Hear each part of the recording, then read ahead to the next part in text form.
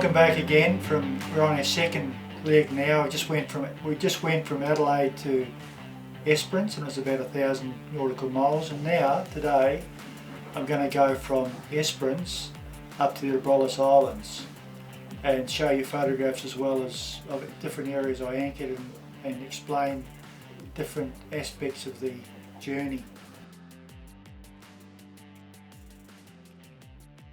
Explained in the previous video that I spent 7 days in Esperance and I was very tired from crossing the Great Australian Bight.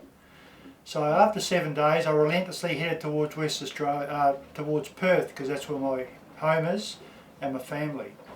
So I looked at the weather forecast and left Esperance for about just under 24-hour journey to Albany in West Australia.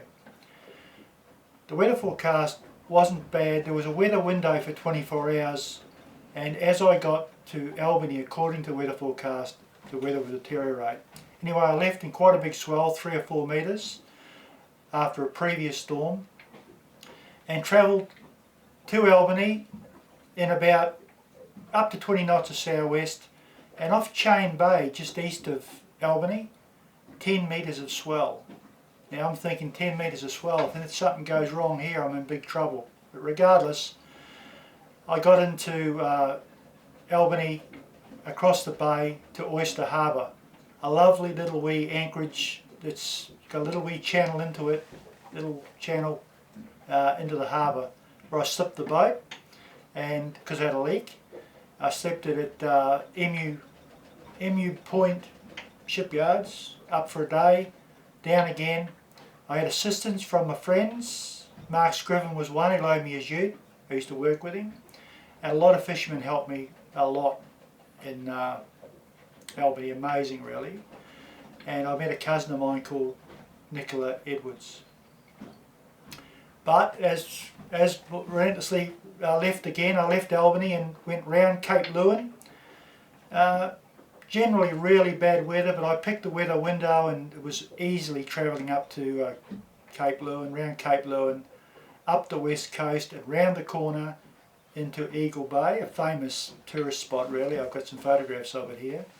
And then across to Bunbury, where I spent several days, anchored inside the harbour on a nice little beach there. Lovely anchorage, absolutely lovely.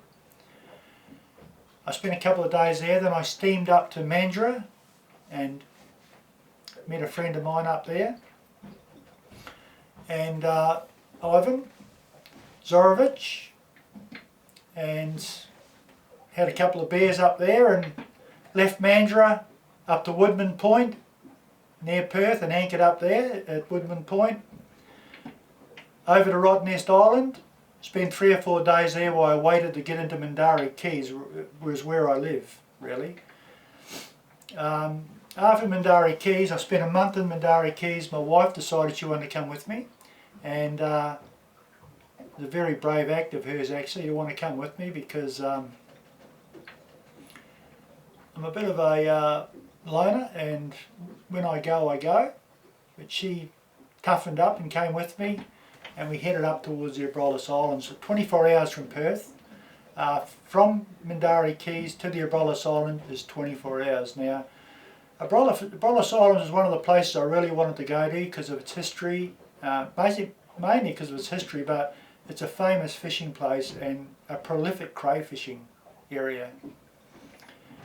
We arrived at the Abrolhos Islands. The first thing I thought was, there's a lot of reef around here, because everywhere you looked inside the islands it was brown reef under the water, big brown patches with blue channels in it, and they were the channels you had to follow. So to the uninitiated, to me, quite frankly, it was a little bit scary. There was just reef everywhere, and the park's moorings, the government moorings, were inside all the reefs, so you had to find your way through. And the first place we stopped was Pelsard Island, right down inside Pelsard Island, through a maze of reef, and there was 5 absolutely beautiful moorings in there. We tied up, absolutely pristine area, and absolutely excellent moorings in fact.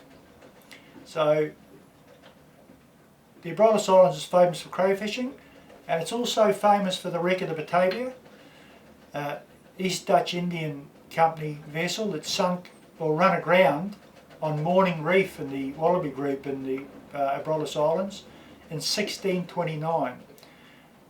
Now, quite a few vessels come to grief on the west coast of Australia, because in those days they could calculate their longitude reasonably well, their latitude, sorry, reasonably well, but their longitude, a lot of their longitude was dead reckoning because they didn't have clocks.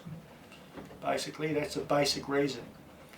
So quite a few boats left the Cape of Good Hope and sailed across the Indian Ocean. If they misjudged it, they hit Australia, and that's what happened to the Batavia. Now, in itself, it may have just been a wreck, but afterwards, the murder, the rape, and the absolute savagery by the survivors was taken into folklore. I think there was 321 people on board the Batavia went run aground, 40 drowned during the wreck. Of the 261 survivors, 125 were murdered over the next 4 or 5 months. If you need to know more of this type of history, you can go to The Batavia, written by Peter Fitzsimons, which I recently read. It's just an absolute act of savagery. So, if you're interested in that, well, that's the history of the Abrolhos Islands. Amazing place, fantastic fishing, great history, and a prolific crayfishing place.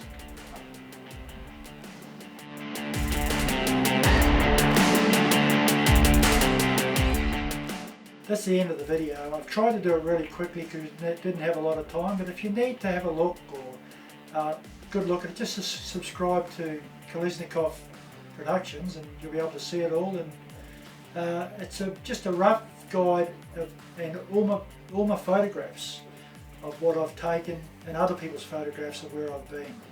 An interesting journey about how great Australia really is. So thanks very much for watching, and goodbye.